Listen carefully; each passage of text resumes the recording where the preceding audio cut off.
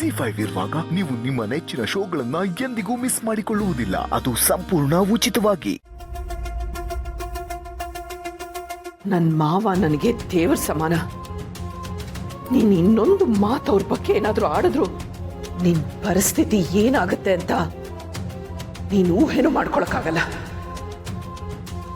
ಅವ್ರಿಗೇನಾದ್ರೂ ಸ್ವಲ್ಪ ಹೆಚ್ಚು ಕಮ್ಮಿ ಆಗತ್ತೆ ಅಂತಂದ್ರು ನಾ ಬೇರೆ ಯಾವ್ದ್ರ ಬಗ್ಗೆನೂ ಯೋಚನೆ ಮಾಡಲ್ಲ. ನೇರವಾಗಿ ನಾನೇ ನಿನ್ನ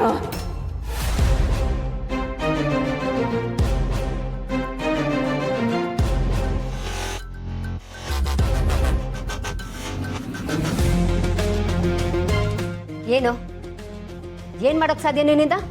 ನೀನಾಗ್ಲಿ ಆ ಮುದ್ಕ ಆಗ್ಲಿ ಎಷ್ಟೇ ಓಡಾಡಿದ್ರು ನನ್ನನ್ನೇನು ಮಾಡ್ಕೊಳಕ್ಕಾಗಲ್ಲ. ಹಾಗಿದ್ಮೇಲೆ ಇಷ್ಟೊಂದು ಭಯ ಯಾಕೆ ಪಡ್ತಾ ಇದೆಯಾ?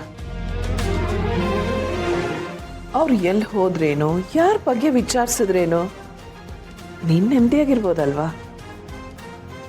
ಭಯ ಆತಂಕ ಇಲ್ಲ ಅಂದಮೇಲೆ ನಿನ್ ಪಾಡಿಗೆ ನೀನು ಆರಾಮಾಗಿರು. ನಮ್ಮ ಪಾಡಿಗೆ ನಾವೇನು ಮಾಡಬೇಕು ಅದನ್ನು ಮಾಡ್ತೀವಿ.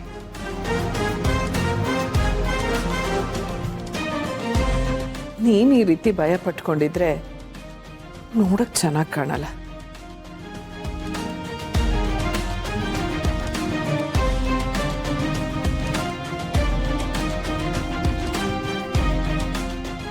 ನಿನ್ಗೆ ಹೀಗೆ ಹೇಳಿದ್ರೆ ಬುದ್ಧಿ ಬರಲ್ಲ ತುಳಸಿ. ಒಂದು ಸರಿಯಾದ ಪೆಟ್ಟು ಬೀಳ್ಬೇಕು. ಆ ತತ್ತನ್ನ ನನ್ನ ವಿರುದ್ಧ ಸಾಕ್ಷಿ ಹುಡ್ಕೋಕ್ ಕಳ್ಸಿದ್ಯಾ? ಬಿಡಲ್ಲ. ನಿಮ್ ಯಾರನ್ನು ನಾನು ಸುಮ್ಮನೆ ಬಿಡಲ್ಲ.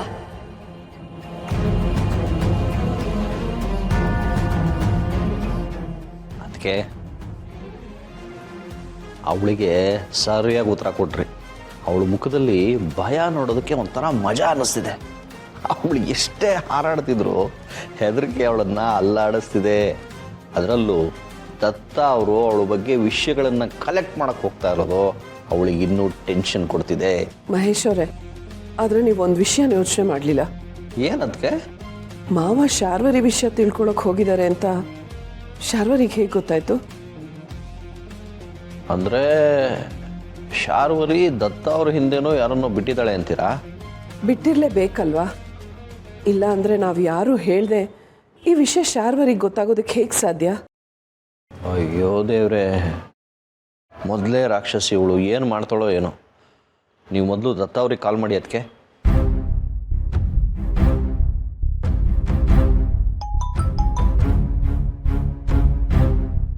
ಹೇಳೋ ತುಳಸಿ. ಮಾವ, ಎಲ್ಲಿದ್ದೀರಾ ನೀವು? ಅಲ್ಲೇನೂ ತೊಂದರೆ ಇಲ್ಲ ತಾನೆ? ಇಲ್ಲಮ್ಮ, ನನಗೇನು ತೊಂದರೆ ಇಲ್ಲ. ನೀ ಏನು ಯೋಚನೆ ಮಾಡಬೇಡ, ಗೊತ್ತಾಯ್ತಾ? ಅವಳ ವಿಷಯ ಎಲ್ಲ ತಿಳ್ಕೊಂಡು ಅವಳ ಜನ್ಮ ಜಾಲ ಆಡಿದ್ಮೇಲೆ ನಾನು ಇಲ್ಲಿಂದ ಹೊರಡೋದು. ಅದಕ್ಕೆ ಕೊಡಿ, ನಾನು ಮಾತಾಡ್ತೀನಿ. ದತ್ತ ಅವರೇ, ನೀವು ಸ್ವಲ್ಪ ಹುಷಾರಾಗಿರಬೇಕು. ಶಾರ್ವರಿಗೆ ನೀವು ಅವಳ ವಿರುದ್ಧದ ಸಾಕ್ಷಿಗಳನ್ನು ಕಲೆಕ್ಟ್ ಮಾಡ್ತಿದ್ದೀರಾ ಅಂತ ಗೊತ್ತಾಗಿದೆ. ಅಯ್ಯೋ ಮಹೇಶ, ಅವಳು ಸೇರಾದರೆ ನಾನು ಸಭಾ ಸೇರು. ಅವಳು ನನ್ನ ಏನು ಮಾಡ್ಕೊಳಕ್ಕಾಗಲ್ಲ. ನೀವೇನು ಯೋಚನೆ ಮಾಡಬೇಡಿ, ಆಯ್ತಾ? ಮಾವ, ಯಾವುದಕ್ಕೂ ಹುಷಾರಾಗಿರಿ. ಏನೇ ಇದ್ರೂ ಕಾಲ್ ಮಾಡಿ. ಆಯ್ತಮ್ಮ, ನೀನು ಯೋಚನೆ ಮಾಡಬೇಡ ಅಂತ ಹೇಳಿದ್ನಲ್ಲ ತುಳಸಿ. ನೀನು ತಲೆ ಕೆಡಿಸ್ಕೊಳಕ್ ಹೋಗ್ಬೇಡ. ನಾನು ತಲೆ ಕೆಡಿಸ್ಕೊಳಕ್ ಹೋಗಲ್ಲ. ತಲೆ ಕೆಡಿಸ್ಕೋಬೇಕಾದವಳು ಈಗ ಅವಳು, ತಲೆ ಉಪಯೋಗಿಸ್ಬೇಕಾದವರು ನಾವು. ಅಷ್ಟೇ. ನೆಮ್ಮದಿ ಆಗಿರು. ನಾನು ಆಮೇಲೆ ಕಾಲ್ ಮಾಡ್ತೀನಿ, ಓಕೆ? ದತ್ತ ಅವರು ಹಳೇ ಹುಲಿ, ಒಂಥರ ಡಾನ್ ದತ್ತ ಅನ್ಬೋದು. ಅವರು ಈ ವಯಸ್ಸಲ್ಲೂ ಅವ್ರಿಗಿರೋ ಧೈರ್ಯ, ಅವ್ರು ಯೋಚನೆ ಮಾಡೋ ರೀತಿ, ಇವನ್ನೆಲ್ಲ ನೋಡ್ತಿದ್ರೆ ಶಾರ್ವರಿಗೆ ಶಿಕ್ಷೆ ಕೊಡಿಸೋವರೆಗೂ ಅವ್ರು ಬಿಡಲ್ಲ ಅನ್ಸುತ್ತೆ. ಅದಕ್ಕೆ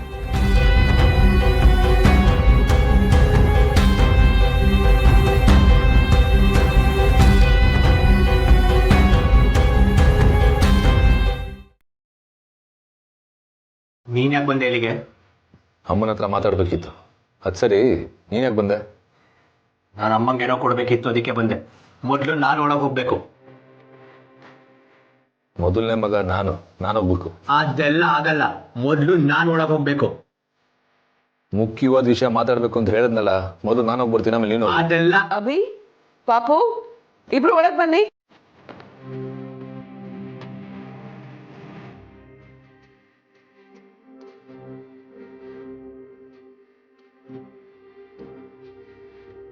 ಈಗ ನೀವಿಬ್ರು ಹೇಳಿ, ತುಳಸಿಯವ್ರಿಗೆ ಈ ಸೀರೆ ಚೆನ್ನಾಗಿ ಕಾಣುತ್ತಾ ಇಲ್ವೋ? ತುಂಬಾ ಚೆನ್ನಾಗಿ ಕಾಣಿಸ್ತಿದೆ. ಸೀರೆ ಯಾರು ಸೆಲೆಕ್ಟ್ ಮಾಡಿದ್ದು? ಯಾರೇ ಸೆಲೆಕ್ಟ್ ಮಾಡಿರ್ಲಿ, ಅಮ್ಮ ಯಾವುದೇ ಸೀರೆ ಉಟ್ರು ಮುದ್ದಾಗೆ ಕಾಣ್ತಾರೆ. ಅಮ್ಮಂಗೆ ಸೀರೆ ಸೆಲೆಕ್ಟ್ ಮಾಡೋದು ತುಂಬ ಈಸಿ. ಆಹಾ, ಸಮರ್ಥ್, ಎಂತ ಮಾತು ಹೇಳಿದೆ ಕೇಳಿದ್ರೆ ತುಳಸಿಯವರೇ? ಸಮರ್ಥ ಆಗಲಿ, ನಾನಾಗಲಿ, ನಾವು ಮಾತ್ರ ಅಲ್ಲ, ಈ ಪ್ರಶ್ನೆನ ನೀವು ಯಾರನ್ನು ಕೇಳಿದ್ರೋ ಅವ್ರು ಕೊಡೋ ಉತ್ತರ ಇದೆ. ಮಹಾಲಕ್ಷ್ಮಿ ತರ ಕಾಣಿಸ್ತಿರೋರ್ನ ಹೇಗ್ ಕಾಣಿಸ್ತಿದ್ದೀರಾ ಅಂತ ಕೇಳಿದ್ರೆ ಇನ್ನೇನ್ ಹೇಳ್ತಾರೆ? ಈ ನಮ್ಮನೆ ಮಹಾಲಕ್ಷ್ಮಿಗೆ ನನ್ನಿಂದ ಒಂದು ಪುಟ್ಟ ಗಿಫ್ಟ್ ಇದೆ. ಏನಪ್ಪ ಅದು?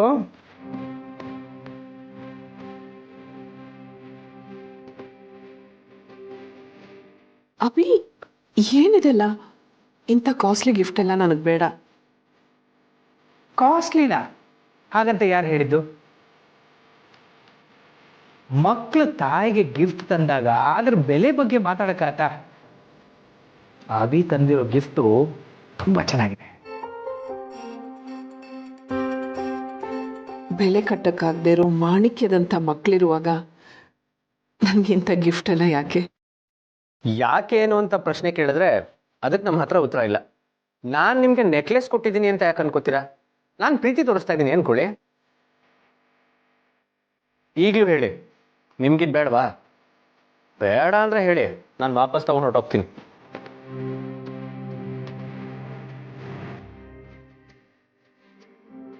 ಮಕ್ಕಳ ಪ್ರೀತಿನ ಯಾವ ತಾಯಿನೂ ಬೇಡ ಅನ್ನಲ್ಲ. ನೀನ್ ಪ್ರೀತಿಯಿಂದ ಕೊಡ್ತಿದ್ಯಾ ಅಂತ ಹಾಕೋತೀನಿ. ಇಷ್ಟಕ್ಕೆಲ್ಲ ಅಮ್ಮನ ಮೇಲೆ ಮುನ್ಸ್ಕೋತಾರ? ಈಗ ನಂಗೆ ಸಮಾಧಾನ ಆಯ್ತು. ಪಾರ್ಟಿಗೆ ಲೇಟ್ ಆಗುತ್ತೆ, ನೀವು ಬೇಗ ರೆಡಿಯಾಗಿ ಬನ್ನಿ. ನೋಡಿದ್ಯಾ, ನನ್ನ ಕೆಲಸನೇ ಮೊದಲಾಗಿದ್ದು. ಇವಾಗ ಅದೇನು ಮಾತಾಡ್ಬೇಕು ಅನ್ಕೊಂಡಿದ್ಯೋ ಮಾತಾಡ್ಕೊ. ಗೆದ್ದಿದ್ದು ನಾನೇ.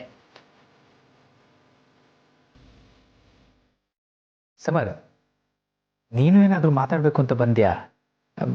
ನಾನು ಆಚೆ ಹೋಗ್ಲಾ? ಬೇಡ, ಹಾಗೇನಿಲ್ಲ. ತಾತನ್ಗೆ ಪ್ರೆಗ್ನೆನ್ಸಿ ವಿಚಾರ